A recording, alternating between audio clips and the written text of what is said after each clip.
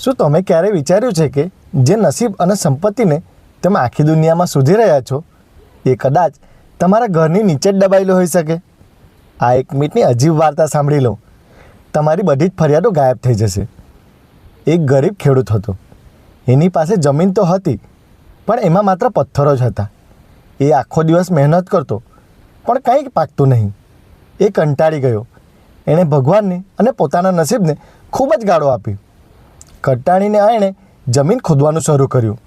ખોદતા ખોદતા એને એક પથ્થર મળ્યો, પછી બીજો પથ્થર મળ્યો. એણે વિચાર્યું કે આ તો પથ્થરો મારા નસીબ પર જ ફરી વળ્યા છે. પણ એ પથ્થરોની વચ્ચે એને એક નાનકડી સોનાની જૂની મૂર્તિ મળી. જે પથ્થરો માટે એણે ઘણી ફરિયાદો કરીને એ જ પથ્થરોની નીચે એને સોનું છુપાયેલું મળ્યું હતું. સાહેબ, ઘણીવાર આપણી મુસીબતો એ સોનાની મૂર્તિની શોધનો રસ્તો હોય છે. આપણા જીવનની મુસીબતથી કંટાળીને બદલે એને ખોદતા રહો. શું ખબર સૌથી મોટી સફળતા એની નીચે જ દટાયેલી હોય.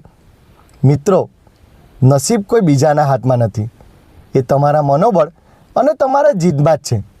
તમારી મુસીબતોને ગણશો નહીં, એને હરાવતાનું શરૂ કરી દો. ચાલો, આજે આપણે વિડીયોના માધ્યમથી આપણે આપણી મુસીબતનો સામનો કરતા શીખી જઈએ. અને કોમેન્ટમાં મારી કઈ વાત ગમે છે ને એ લખજો. અને હા, લાઈક કરજો અને સબસ્ક્રાઈબ કરવાનું તો ચૂકતા જ નહીં.